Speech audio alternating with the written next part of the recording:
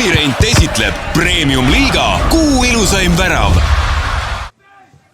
Võtab sealt ette, väga hästi leitakse ja mees tõstab ja see on Beglasvili väravad.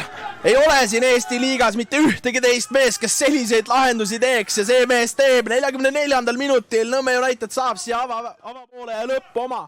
Võis 3 erinevat tähistust, vist isegi kokku lugeda, aga vaatame, Mätaselt suurepärane leidmine, liiga palju ruumi jäeti ja mees tõstis selle palli tagumisse küljevõrku. Tuleb korra veel, mäng ei ole veel läbi, Kaljul ka pall kastis, kas minnakse nüüd löögile? Minnakse ja 1-1 on ka Kalju statistika ja need on peale löögivad teisel poojal, Danil Tarasenkov. Veel aga Nõmme Kalju, Sotšukov mängis seal salist üle, viis selle palli kasti, ei saanud palli puhtaks, Tammik pani seal.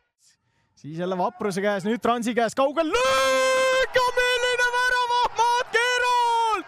Oi, mees vajutab 26. minutil. Oodatud sel hooajal. Tokee tegi esimesele väravale eeltöö ja teise värava puhul, no see on šedööver. Oi, kui kaunis löök. Villotal on löögi koht, Villota vajutab, aga Purjanaatse jääb ette, Kapper! Ja lööb Vaprus! Täistunnil, 1 värava tagasi. See on Ivanjušin, oli hästi vahel. Näeme kordusest veel seda Kapperi lööki vasaku jalaga, oi kuidas keeras sinna tagumisse nurka.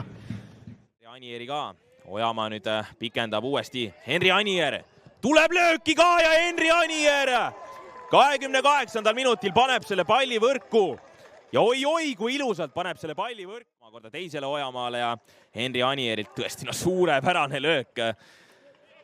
See mees on ennast näidanud koondise tasemel, rahvusvahelisel tasemel ja tõesti see värav näitab, et tal tõsi vist oli ka mingisugune vigastus mingil perioodil, et aga nüüd Varjund, milline töö, Toni Varjund no, ja mitte eestlaslik.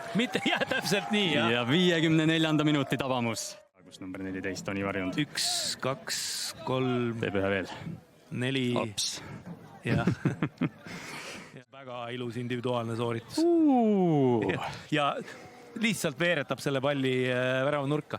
Aga